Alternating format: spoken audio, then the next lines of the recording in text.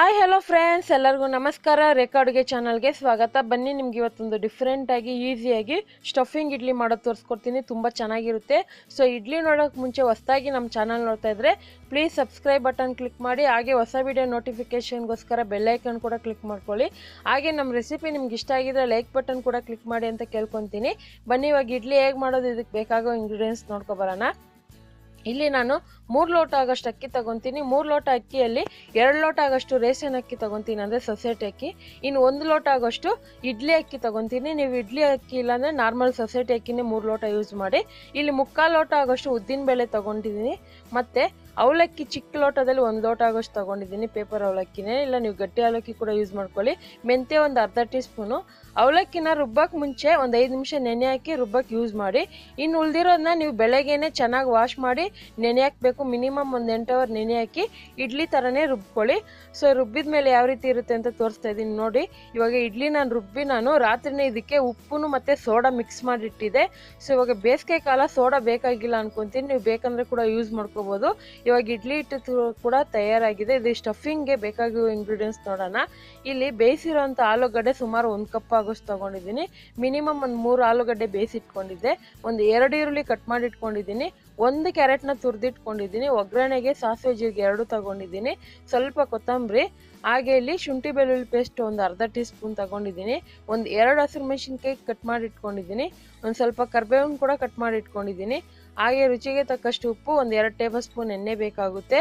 ಮತ್ತು ಇವಾಗ ಹೇಗೆ ಮಾಡೋದಂತ ನೋಡ್ಕೊಬರೋಣ ಬನ್ನಿ. ಇವಾಗ ಒಂದು ಫ್ರೈ ಪ್ಯಾನ್ ಇಟ್ಕೊಂಡು ಅದಕ್ಕೆ ಒಂದು 2 ಟೇಬಲ್ ಸ್ಪೂನ್ ಎಣ್ಣೆ ಹಾಕಿದ್ದೆ.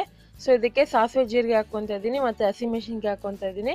ಕರಿಬೇವು ಕೂಡ ಅಷ್ಟೇ. ಕರಿಬೇವು ನೀವು ದೊಡ್ಡದಾಗಿ ಬೇಕಂದ್ರೆ ಹಾಕ್ಕೋಬೋದು, ಇಲ್ಲ ಚಿಕ್ಕ ಚಿಕ್ಕದಾಗಿ ಕಟ್ ಮಾಡಿ ಹಾಕ್ಕೊಳ್ಳಿ. ಮತ್ತು ಈರುಳ್ಳಿನೂ ಹಾಕ್ಕೊತಾ ಇದ್ದೀನಿ. ಶುಂಠಿ ಬೆಳ್ಳುಳ್ಳಿ ಪೇಸ್ಟ್ ನಿಮಗೆ ಇಷ್ಟ ಇದ್ದರೆ ಹಾಕ್ಕೊಳ್ಳಿ, ಇಲ್ಲಾಂದರೆ ಸ್ಕಿಪ್ ಕೂಡ ಮಾಡ್ಕೋಬೋದು. ಮತ್ತು ಇದಕ್ಕೆ ನೀವು ಬೇಕಾಗಿರೋಂಥ ತರಕಾರಿ ಕೂಡ ಹಾಕ್ಕೋಬೋದು. ಕ್ಯಾಪ್ಸಿಕಮ್ಮು ಮತ್ತು ಹಸಿ ಬಟಾಣಿ ಇದ್ದರೆ ಹಾಕ್ಕೊಳ್ಳಿ. ಇದೆಲ್ಲ ಹಾಕ್ಕೊಂಡು ಇದ್ರ ಜೊತೆ ಕ್ಯಾರೆಟ್ ಕೂಡ ಹಾಕ್ಕೊತಾ ಇದ್ದೀನಿ ನಾನು. ಹಾಕ್ಕೊಂಡು ಇದಕ್ಕೆ ಒಂದು ಸ್ವಲ್ಪ ಉಪ್ಪು ಹಾಕ್ಕೊಂಡು ಫ್ರೈ ಮಾಡ್ಕೊತೀನಿ. ತೀರಾ ಡಾರ್ಕಾಗಿ ಫ್ರೈ ಮಾಡಬೇಕಂತೇನಿಲ್ಲ. ಸೊ ಇದಕ್ಕೆ ನಾನು ಇಂಗ್ರೀಡಿಯೆಂಟ್ಸಲ್ಲಿ ಅರಿಶಿನ ಪುಡಿ, ಖಾರದ ಪುಡಿ ತೋರಿಸಿರಲಿಲ್ಲ. ಇದಕ್ಕೆ ಇವಾಗ ಹಾಕ್ಕೊತಾ ಇದ್ದೀನಿ. ನೀವು ಬೇಕಂದ್ರೆ ಕೂಡ ಹಾಕ್ಕೋಬೋದು, ಇಲ್ಲಾಂದರೆ ನೀವು ಬೇಡ ಹಸಿಮೆಣ್ಸಿನ್ಕಾಯಿನೇ ಬೇಕಂತ ಅದು ಕೂಡ ಯೂಸ್ ಮಾಡ್ಕೋಬೋದು. ಸೊ ಹಾಕಿದ್ರೆ ಚೆನ್ನಾಗಿರುತ್ತೆ. ಇನ್ನೂ ಡಿಫ್ರೆಂಟಾಗಿ ಬೇಕಂದರೆ ನೀವು ಗರಂ ಮಸಾಲೆ ಕೂಡ ಯೂಸ್ ಮಾಡ್ಕೋಬೋದು. ಇದಕ್ಕೆ ಬೇಯಿಸಿರೋಂಥ ಆಲೂಗಡ್ಡೆನ ಸ್ಮ್ಯಾಶ್ ಮಾಡಿ ಇಟ್ಕೊಂಡಿದ್ದೆ. ಇದ್ರ ಜೊತೆಗೆ ಒಂಚೂರು ಉಪ್ಪು ಮತ್ತು ಕೊತ್ತಂಬರಿ ಹಾಕ್ಕೊತಾ ಇದ್ದೀನಿ. ಆಲೂಗಡ್ಡೆನ ಕುಕ್ಕರಲ್ಲಿ 2 ವಿಸಿಲ್ ಕೂಗಿಸಿ ಬೇಯಿಸಿ ಇಟ್ಕೊಂಡಿದ್ದೆ. ಸೊ ಉಪ್ಪು ಹಾಕಿ ಸ್ವಲ್ಪ ಬೇಯಿಸ್ಕೊಂಡಿದ್ದೆ. ಸೊ ಇವಾಗ ಪಲ್ಯ ಚೆನ್ನಾಗಿ ಮಿಕ್ಸ್ ಮಾಡ್ಕೊಳ್ಳಿ. ಉಪ್ಪು ಖಾರ ಏನಾದರೂ ಕಡಿಮೆ ಇದ್ದರೆ ಕೂಡ ಹಾಕ್ಕೊಳ್ಳಿ. ಇವಾಗ ಪಲ್ಯ ರೆಡಿಯಾಗಿದೆ. ಇದನ್ನು ಫುಲ್ಲು ತಣ್ಣಗಾಗ್ಬಿಡ್ಬೇಕು. ತಣ್ಣಗಾದ್ಮೇಲೆ ಇದನ್ನು ಉಂಡೆ ಮಾಡ್ಕೋಬೇಕಾಗುತ್ತೆ. ಇದು ತಣ್ಣಗಾಗಲಿ. ಇವಾಗ ನೋಡ್ತಾ ಇರ್ಬೋದು, ನಾನು ತಣ್ಣಗಾದ್ಮೇಲೆ ಇದನ್ನು ಉಂಡೆ ಮಾಡಿಟ್ಕೊಂಡಿದ್ದೀನಿ. ಸೊ ಇದನ್ನು ಚಿಕ್ಕದಾಗೆ ಮಾಡ್ಕೊಳ್ಳಿ. ಇಡ್ಲಿ ಪ್ಲೇಟು ನಿಮ್ಮದು ಯಾವ ರೀತಿ ಇರುತ್ತೋ ನೋಡಿಕೊಂಡು ಉಂಡೆ ಮಾಡ್ಕೊಳ್ಳಿ. ಸೊ ಇಡ್ಲಿಗಂತ ನಾನು ಇಡ್ಲಿ ಪಾತ್ರೆಯಲ್ಲಿ ನೀರು ಇಟ್ಟಿದ್ದೆ. ನೀರು ಕೂಡ ಚೆನ್ನಾಗಿ ಕುದೀತಾ ಇದೆ. ಸೊ ನೀರು ಕುದಿಯೋಷ್ಟರಲ್ಲಿ ನಾವು ಇಡ್ಲಿ ಪ್ಲೇಟಿಗೆ ನಾನು ಎಣ್ಣೆ ಹಚ್ಚಿಟ್ಕೊಂಡಿದ್ದೆ. ಸೊ ಇದು ಇವಕ್ಕೆ ಒಂದು ಸ್ವಲ್ಪ ಹಿಟ್ಟು ಹಾಕ್ಕೊತಾ ಇದ್ದೀನಿ. ಹಿಟ್ಟು ಹಾಕಿದ ಮೇಲೆ ನಾವು ಏನು ಸ್ಟಫಿಂಗ್ ಮಾಡಿಟ್ಟಿದ್ರು ಅದನ್ನು ಮಧ್ಯದಲ್ಲಿ ಇಡ್ತಾ ಇದ್ದೀನಿ.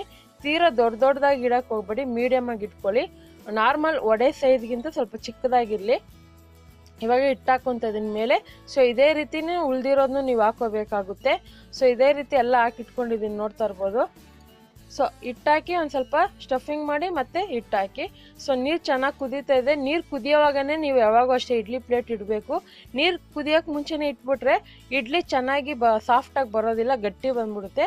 ಸೊ ಇವಾಗ ಇದನ್ನು ಮುಚ್ಚಿ ಮಿನಿಮಮ್ ಒಂದು 10 ನಿಮಿಷ ಬಿಡಬೇಕಾಗುತ್ತೆ. 10 ನಿಮಿಷ ಆದಮೇಲೆ ಇವಾಗ ಓಪನ್ ಮಾಡಿ ನೋಡ್ತಾ ಇದ್ದೀನಿ. ನಿಮಗೆ ಗೊತ್ತಾಗೋದಿಲ್ಲ ಬೆಂದಿದೆ ಇಲ್ಲ ಅಂತ. ಈ ಥರ ಚುಚ್ಚು ನೋಡಿದ್ರೆ ಅದು ಅಂಟಿದ್ರೆ ಬೆಂದಿಲ್ಲ ಅಂತ. ಅವಾಗ 1 ನಿಮಿಷ ಬಿಟ್ಬಿಡಿ. ಇಲ್ಲ ಏನು ಅಂಟಿಲ್ಲ ಅಂದರೆ ಬೆಂದಿದೆ ಅಂತ. ಸೊ ಆನಂತರ ಇದನ್ನು ಫುಲ್ಲು ಕೂಲ್ ಆಗಕ್ಕೆ ಬಿಡಬೇಕು. ಮಿನಿಮಮ್ 1 ರಿಂದ 2 ನಿಮಿಷ ಬಿಡಿ ಸಾಕು. ಆಮೇಲೆ ಇವಾಗ ಇದನ್ನು ತಗೋಬೇಕಾಗುತ್ತೆ. ಸೊ ಒಂದು ಪಾತ್ರೆಯಲ್ಲಿ ನೀರು ಇಟ್ಕೊಂಡು ಸ್ಪೂನಿನ ಸಹಾಯದಿಂದ ತಗೊಳ್ಳಿ. ನೋಡಿ, ಇವಾಗ ಕರೆಕ್ಟಾಗಿ ಸೂಪರಾಗಿ ಸಾಫ್ಟಾಗಿ ಇಡ್ಲಿ ಬಂದಿದೆ.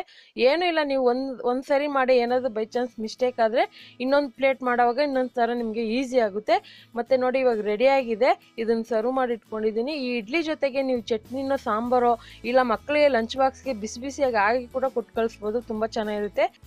ನೋಡಿದ್ರಲ್ಲ ಎಷ್ಟು ಸಿಂಪಲ್ಲಾಗಿ ಇಡ್ಲಿ ಮಾಡೋದಂತ. ಖಂಡಿತ ಇವತ್ತು ಮಾಡಿರೋ ರೆಸಿಪಿ ನಿಮ್ಗೆ ಇಷ್ಟ ಆಗಿದೆ. ನೀವು ಕೂಡ ಟ್ರೈ ಮಾಡಿ ನಿಮ್ಮ ಅನಿಸಿಕೆನ ನಮಗೆ ಕಮೆಂಟ್ ಮೂಲಕ ತಿಳಿಸಿ.